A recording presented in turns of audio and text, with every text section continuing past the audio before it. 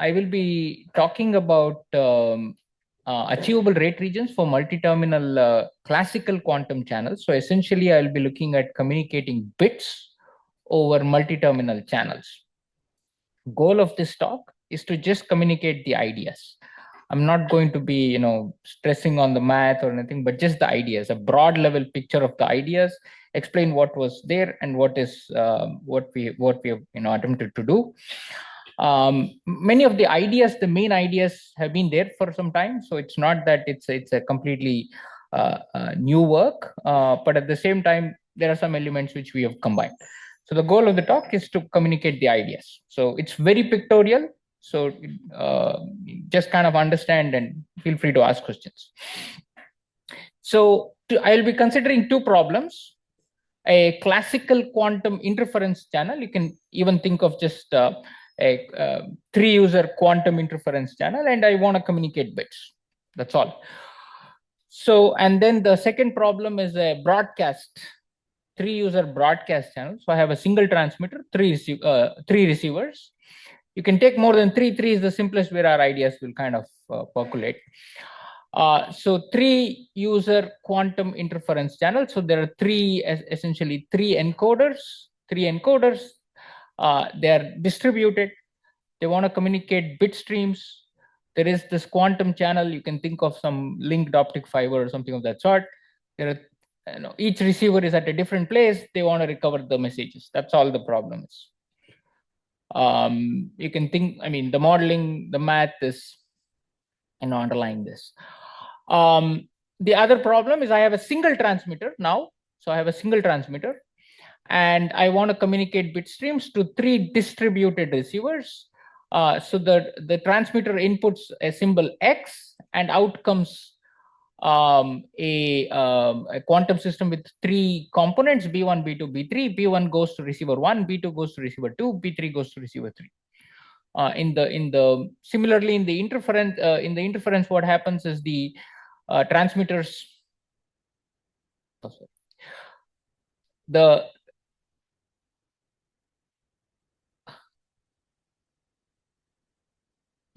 Okay. So the transmitters input X1, X2, X3.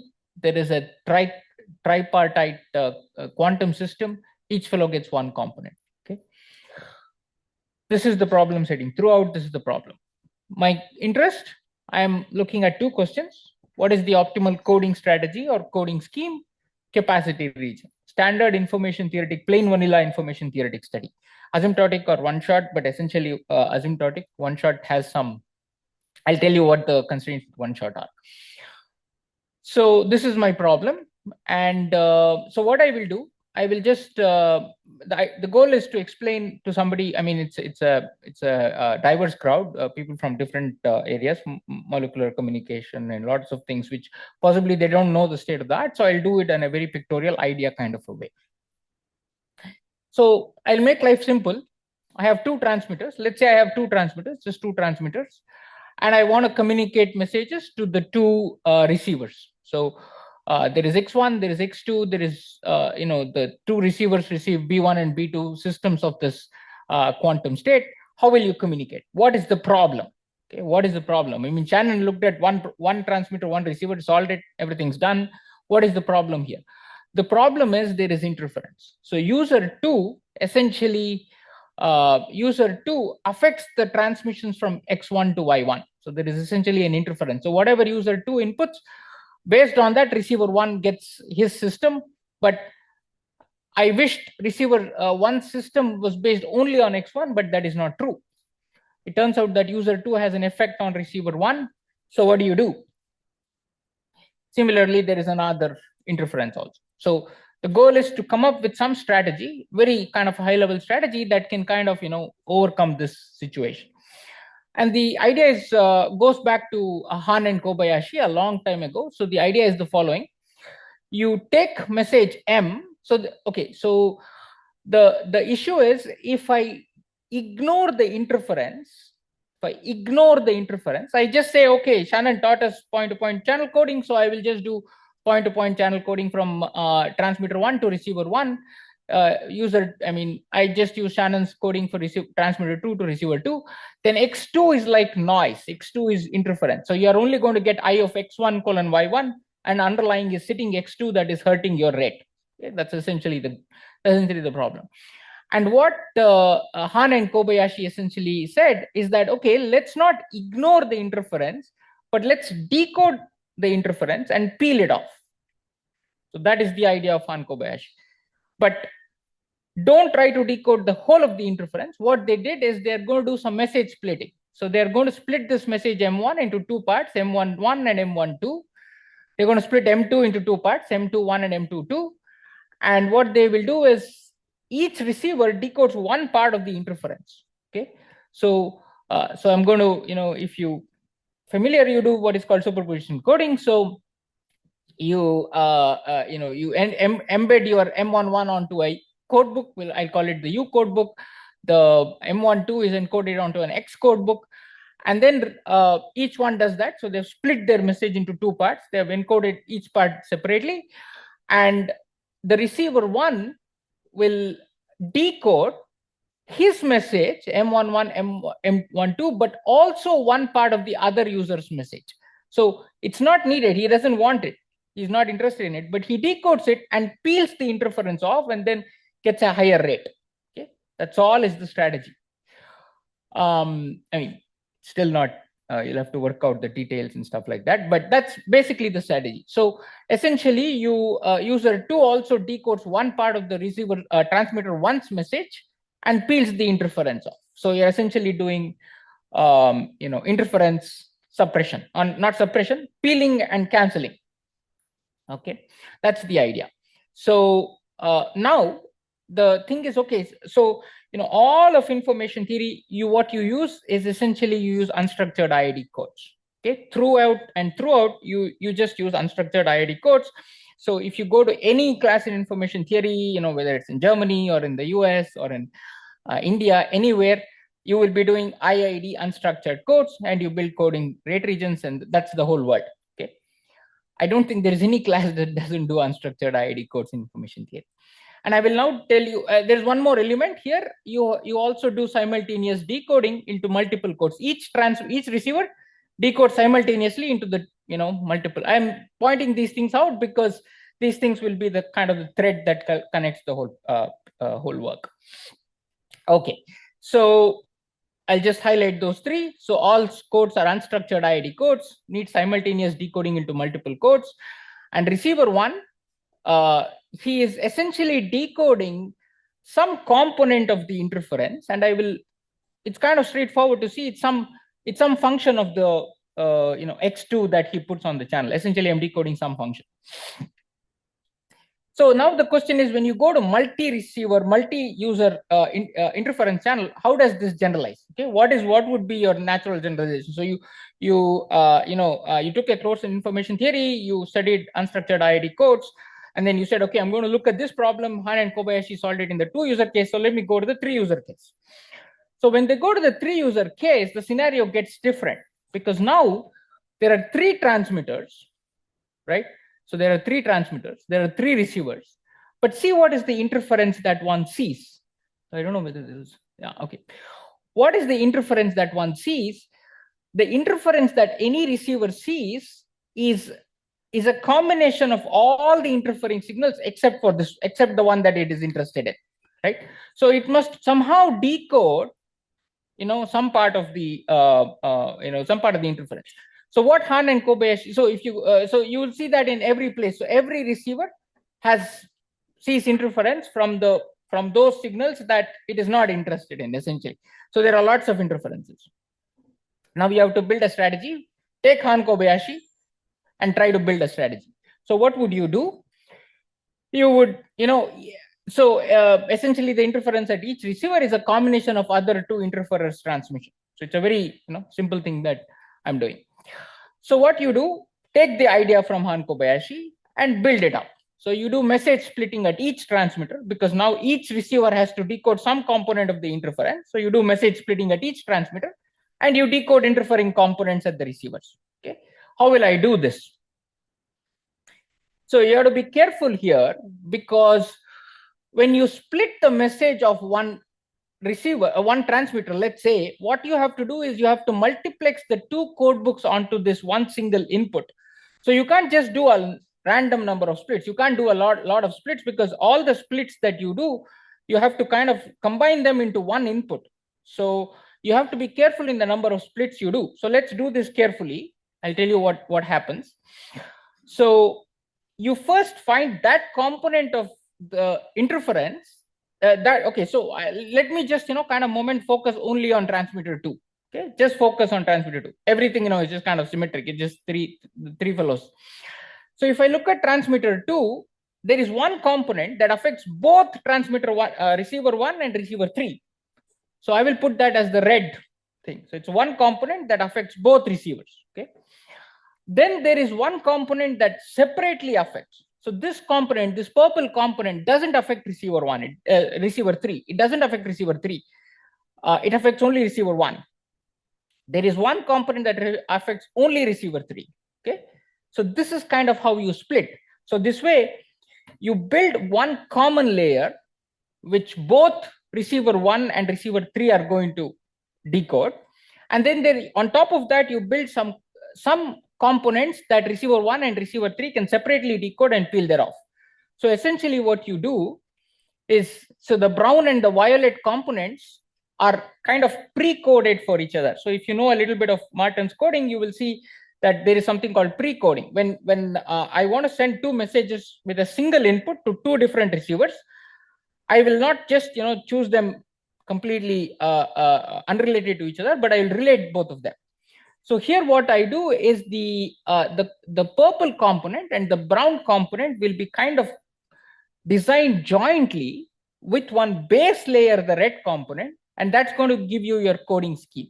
So broadly what I'm saying is that when you go to multi receiver channels, there are different components that affect different subsets of the receivers.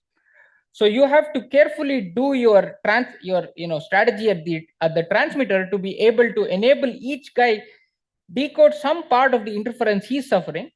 But at the transmitter also, you have to do it intelligently, because you can't just keep splitting it. Okay, so that is essentially the coding strategy. So the brown and the violet components are kind of separate components, and then there is a red component, which is kind of the cloud center. So if you are kind of familiar with superposition coding of Cover, you will see that I will build a base layer code for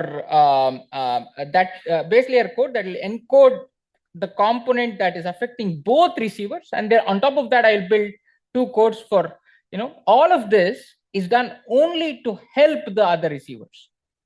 All of this is only done to help the other receivers. This is not done for its own. If a transmitter is very selfish, it's just going to not worry about the other guys at all. It'll just communicate. But if everybody is selfish, then everybody hurts each other. So essentially, you break your signal so that you're kind of benign for the other receivers. So that's essentially the coding scheme. So what you do, I'm only giving you a partial part of the coding strategy. You will build a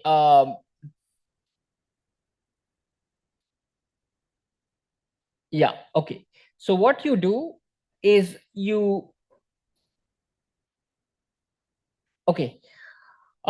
there are three components: W2, V21, and V23. W2 is the component that hurts, that is the common component that hurts receiver 1 and receiver 3. So W2 is going to be decoded by both the people.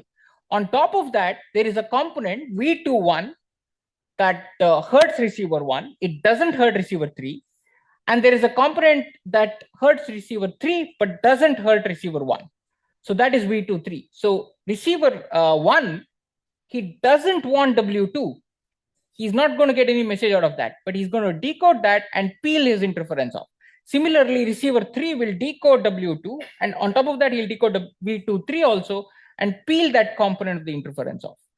And the transmitter 2 kind of facilitates that by splitting the message. So this is essentially the message splitting technique of Han Kobayashi when you extend it to the three receiver case. The point is all codes are unstructured codes. Everywhere it's unstructured code. So throughout, if you go back to any strategy in information theory, it's going to be unstructured codes. And Yeah, so now if you see what is happening, each receiver, so now I'm looking at it from the perspective of receiver 1. Okay, I've changed the figure. I'm looking at it from the perspective of receiver 1. What does receiver 1 decode? He decodes one component of receiver 2, one component of receiver 3, and then two other components of the same receiver. These are kind of the common components and the specific components that it is heard by. So essentially, receiver 1 is decoding W2, which is the common component that herds both receiver 1 and receiver 3. He's decoding W3, which is the common component that herds both receiver 1 and receiver 2, and his own specific components, right? I've now kind of moved to the receiver side. What does each decode? But if you see what he's essentially decoding, he is decoding only univariate components of the different transmissions. So he's decoding some part of user 2's transmission, he's decoding some part of user 3's transmission. But what is the interference? The interference is actually, in some sense, a bivariate function of both the transmissions. The interference is not univariate component. So the interference is not like, okay, x2 is passed through a univariate function, x3 is passed through a univariate function, and then that is the interference. No, the interference is actually a combination of x2 and x3. So you want to decode a combination of x2 and x3, not x2 separately, not x3 separately, or components of that. So that is where the unstructured codes do badly. I'll give you a simple example. Suppose I have, very simple examples. So I want to, let's say, so I have two inputs, x and y, and I want to recover x plus y.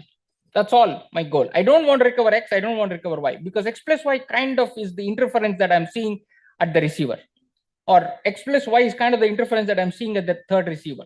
So if I want to recover just x plus y, if I build unstructured IID codes, so you would do your standard stuff, independent messages, you build your unstructured codes. I have a picture here. Yeah, so if you build unstructured IID codes for x and y, if you look at all the possible combinations of the sum, it kind of blows up. So whoever is trying to decode x plus y has to decode into an exponentially many number of sums, but he's not interested in it. He's only, if he decodes into this code book, he's essentially getting both x and y, because every pair is adding to a separate guy, because you picked all your codes unstructured IID. You pick this code IID, you pick this code IID, you add them, it'll be, the sums will blow up, right? So but if you are interested only in x plus y, you use structured codes that are linear. If I take two linear codes and add them of the same, if I take two exactly same linear code and I add them, it doesn't blow up, right? It just doesn't blow up. So from the sum, you cannot tell the pair, but from the, but in the unstructured IID code, if you decode the sum, you are essentially decoding the pair, because each fellow is distinct.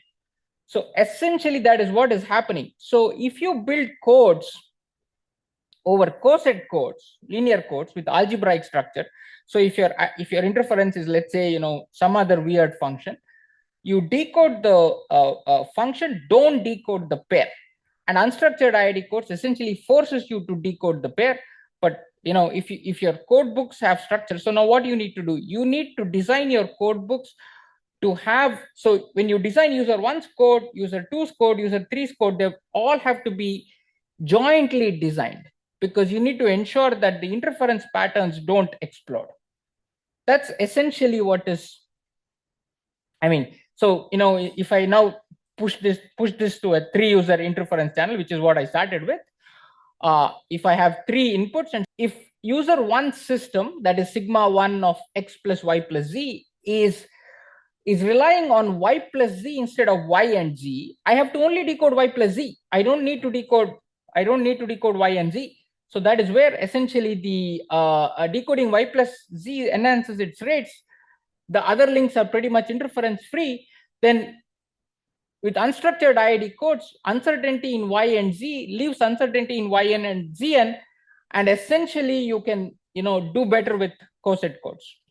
So don't decode the, if you use, essentially the idea is, if you use unstructured IID codes for the two people, then if you're trying to decode some function of the two users, then the because there is no structure, the codes don't align well and there is a blow up.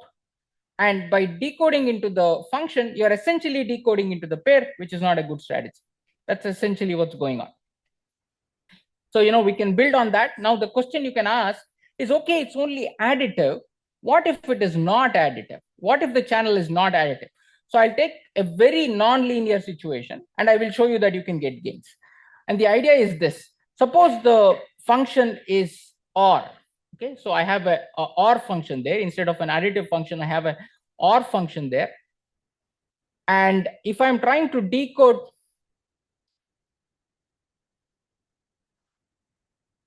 so y or z is as non-linear as it gets. So if I have OR, then I'll tell you what I will do. It's a very simple idea. So I have an OR. I want to decode the OR. How do I decode the OR? It's very simple. I'm going to view this whole system to be in ternary field. So I'm going to view as though this lives in the ternary field. This lives in the ternary field.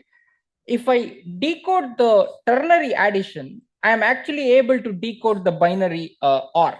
Okay. So observe that if I decode the ternary OR, the ternary addition, I can just map the 2 to 1 and I will essentially be recovering the binary OR, which means that if I build my codes on ternary finite fields and I recover the sum, I'm essentially going to be able to recover the OR. So you can now build your codes on arbitrary alphabets and you can recover the specific functions you need. So we have shown gains even for non-additive examples using this essential idea. So when you are looking at nonlinear functions, try to identify a field in which this nonlinear function can be obtained as a function of a more linear a linear addition in that finite field. So that's essentially what I'm doing. I have this logical OR. I'm going to embed this in a ternary field. I'm going to decode. I'm going to build cosets over the ternary field, linear codes over the ternary field. So they kind of, when they add, they will not explode, and I'll be able to recover. Now, all of these ideas kind of persisted for a long time. What is the new thing we have done? So the key thing we have done is the simultaneous decoding. Okay. So when you go to quantum channels, so what is the main thing that we did is we have to do simultaneous decoding over a quantum channel. And that is not easy. I mean, those of you who are in the literature in the field will know that so Professor Winters had actually indicated this problem way back in 2002, that it's not easy to analyze simultaneous decoder over a quantum channel. So the idea is very simple. In classical, if X, Y, Z are jointly typical, X, Y is jointly typical, Y, Z is jointly typical, but in quantum, the subspaces change. And when the subspaces change, you don't know how to build decoder POMs. So what we do is, so we have to now do simultaneous decoding. I mentioned in the early part of the talk that the thread is the unstructured IID code and the simultaneous decoding. So essentially what we do is Sen had done simultaneous decoding only for the IID code. And what we did is we enhanced his technique to coset codes, and we do simultaneous decoding of coset codes to yield new inner bounds. So essentially, for all of this was based on unstructured IID codes, and with coset codes, we are able to derive new inner bounds. So essentially, at a broad level, we go beyond the unstructured IID codes. We design coding strategies using coset codes. We do simultaneous decoding using Sen, and then we kind of characterize new achievable rate regions, and we prove that there are examples for which the rate region is strictly larger. So analytical proofs of all these things have been essentially provided. So that's essentially the main story. So 3 points: unstructured IID codes are suboptimal in multi-terminal channels. 2, in quantum channels, the simultaneous decoding is not easy, so we'll have to work with some techniques to do simultaneous decoding, and we show gains analytical proofs for both IC and BC. And kind of the punchline is, any situation where you want to decode functions, the coset codes will actually do strictly better than unstructured IID codes. and you can get great advantages. So yeah, thank you. I'm done.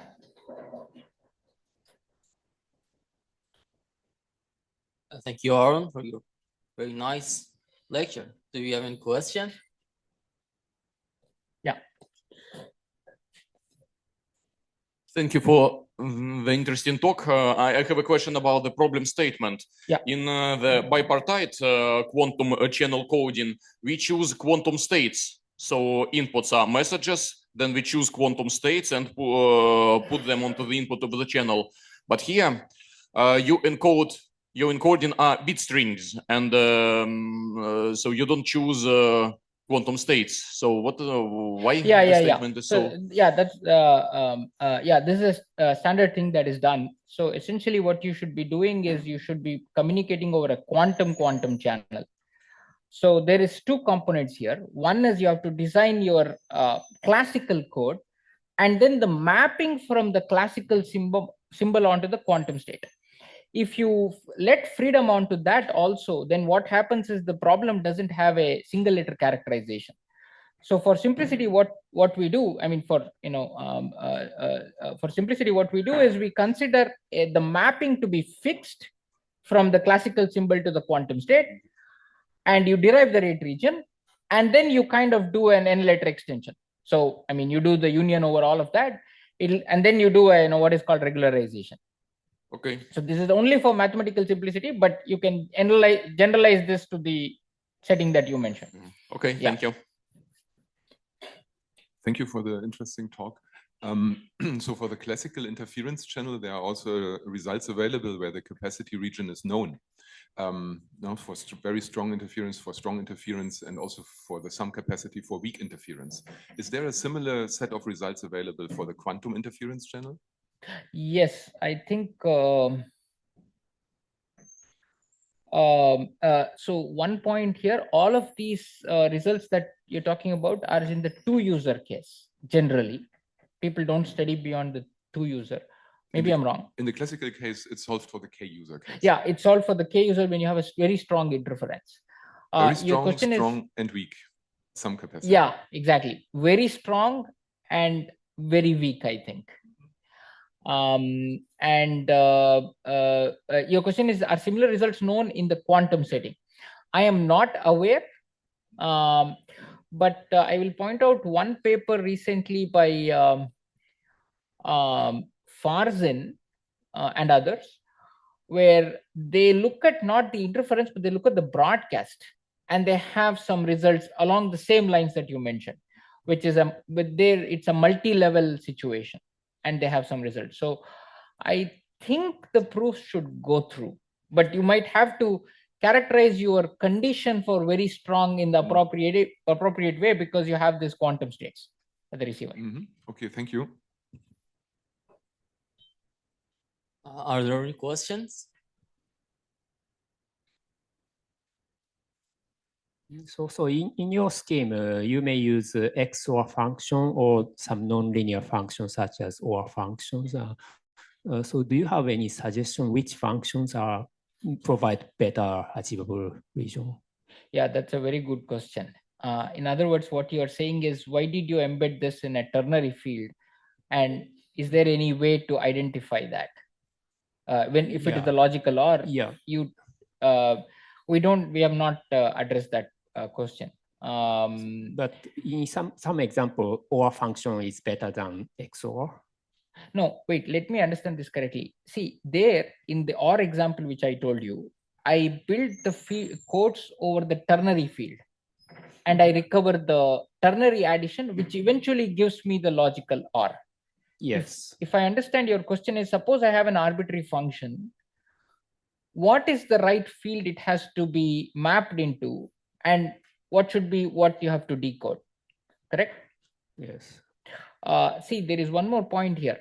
If you go beyond fields, let's say you go to groups, codes over groups or codes over rings, you can do better, because those structures are looser. So you will be able to decode efficiently that function that is affecting you. So it's a much more harder problem. If you restrict yourself to fields also, we do not have the answer. Did I understand your question correctly? My question is, do you need to use OR function instead of binary XOR? Does it provide better achievability No, scheme? no. I think okay. I maybe- know for instance, in function computation problem, I know if you embed the OR function into ternary addition, structured code can do better. But in this interference channel problem, do you need to use OR function instead of XOR? Well, it is an analytical example. We took it. I mean, in other words, are you asking, are there interferences where the interference is OR? If you consider interference that matches with OR function, it is better to use Exactly. OR function. Yeah. Okay. If your interference happens to be an OR function, it does better. If you ask me, are there interference channels where there are OR functions? I don't know. Okay. I've looked at it from a very mathematical point of view. Okay. That Yeah. makes sense? Yeah, I think so. Yes, thank you very much.